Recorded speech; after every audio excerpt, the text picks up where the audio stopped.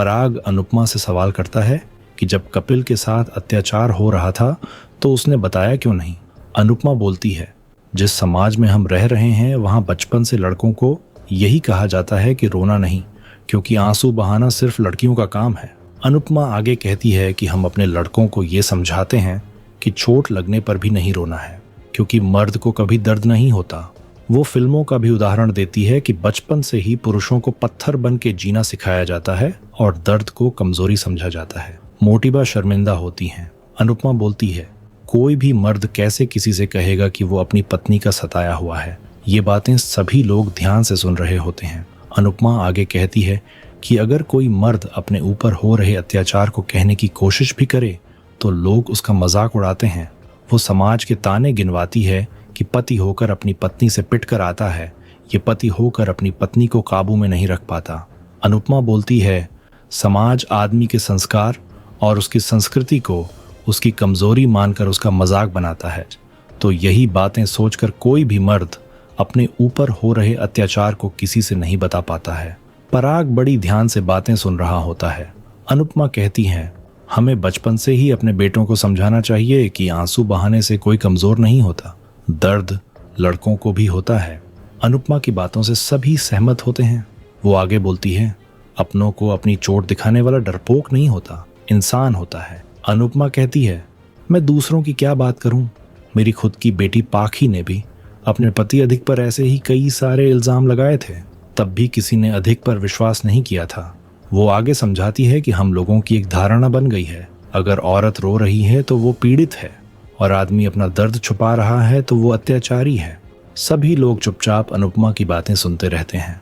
वो आगे कहती है, पाखी के वक्त पर किसी ने अधिक की बातों पर विश्वास नहीं किया और आज कोई कपिल की बातों पर विश्वास नहीं कर रहा है। पराग ये बातें सुनकर कपिल से पूछता है, क्या कीर्ति तुझे टॉर्चर करती थी? कपिल बताता है कि हाँ, ये आज से नहीं बरसों से चला आ रहा है। मैंने जिसे भी बताया लेकिन किसी ने मेरी बात नहीं सुनी। पहली बार अनुपमा जी ने मुझ पर भरोसा किया। मोटिबा बोलती है कि मैं इस बात को नहीं मानती कि कोई भी पति अपनी पत्नी के ताने चुपचाप सुनता रहे, लेकिन पराग बोलता है कि सुनते हैं। जिसको सही संस्कार मिले हो वो अपनी पत्नी की बात सुनता है। हर रिश्ते में मनमुटाव होता है, लेकिन जब दोनों एक दूसरे की बात समझें तभी रिश्ता चलता है। असली मर्द वही होता है जो अपनी पत्नी का साथ दे और उसके आंसुओं को पहचाने। कपिल जी की गलती यही है कि वो कमजोरी और संस्कारों के बीच का अंतर भूल गए।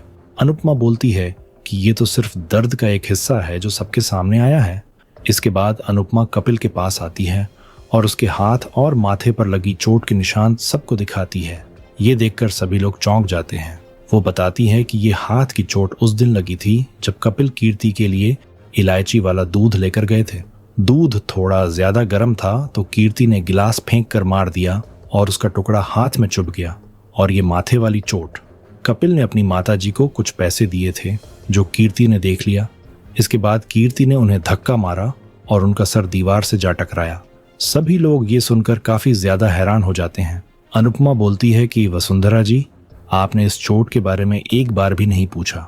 कपिल बता रहे थे कि इनके शरीर पर और भी निशान हैं। फिर कपिल अपनी शर्ट हटाकर और भी चोटें दिखाता है। अनुपमा बताती है कि कभी इन पर गर्म पानी फेंका गया, कभी बेल्ट से मारा गया और कभी तो अगरबत्ती से जलाकर दाग भी दिए गए। वो सवाल करती है कि क्या कोई किसी इंसान के साथ ऐसा सलूक कर सकता है? शारीरिक चोट तो दिख रही है, लेकिन पता नहीं इनके मन पर कितनी चोटें लगी होंगी। अनुपमा कहती है कि मर्द भी बेचारा होता है। तभी मोटिबा बोलती हैं कि ये सब झूठ और नाटक भी तो हो सकता है। अनुपमा जवाब देती है कि सुई छोटी सी होती है, पर चुभ जाए तो आंखों से आंसू निकाल देती है, और अगर औरत अपने पर आ जाए ना तो अच्छे अच्छों को खून के आंसू रुला सकती है। सभी हैरान होते हैं। वो आगे कहती है, हम सब औरतें हैं, हमें पता है कि औरतें सिर्फ शारीरिक नहीं बल्कि मानसिक चोटें भी देती हैं। बार बार ताने देना, नीचा दिखाना, रो रो कर इमोशनल ब्लैकमेल करना और दुनिया के सामने खुद को विक्टिम बनाकर विक्टिम कार्ड प्ले करना। तभी कपिल रोते हुए बोलता है कि मुझे सबसे ज्यादा बुरा तब लगता है जब लोग मुझे झूठा बोलते हैं। मर्द को भी दर्द होता है। गौतम खड़ा होकर सोच रहा होता है कि ये रो क्या रहा है, उठकर दो लगाता तो सब ठीक हो जाता। पराग बोलता है कि हम लोग कभी कभी बेवकूफ़ी कर देते हैं। हम अपनी बेटियों को अलग ज्ञान देते हैं और बेटों को अलग।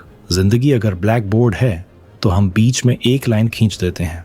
अनुपमा बोलती है कि हमें जिंदगी से इस लाइन को ही हटा देना चाहिए। बचपन से दोनों को एक ही बात समझानी चाहिए कि दर्द का कोई जेंडर नहीं होता। अत्याचार किसी के साथ भी हो वो गलत है। प्रेम कपिल के लिए पानी लेकर आता है। पराग कीर्ति से कहता है कि हमें नहीं पता था तू ऐसी है। अनुपमा मोटिबा से कहती है कि अपनी बहन को कॉल कीजिए, उन्हें सब पता होगा।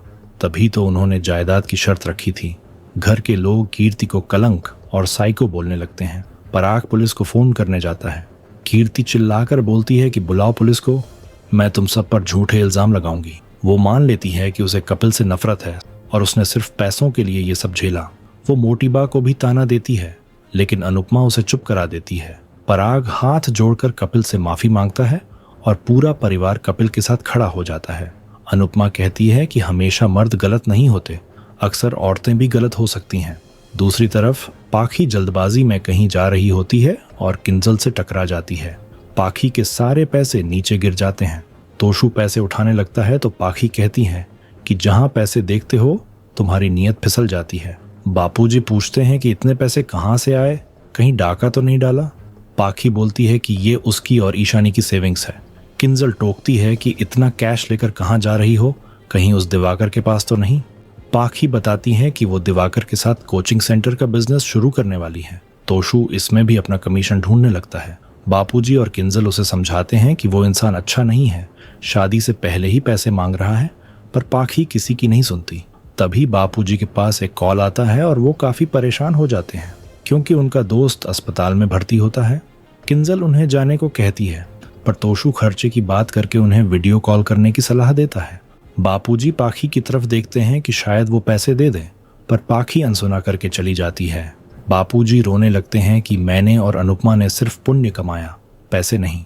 दूसरी ओर अनुपमा अपना बैग लेकर कोठारी निवास से जा रही होती है।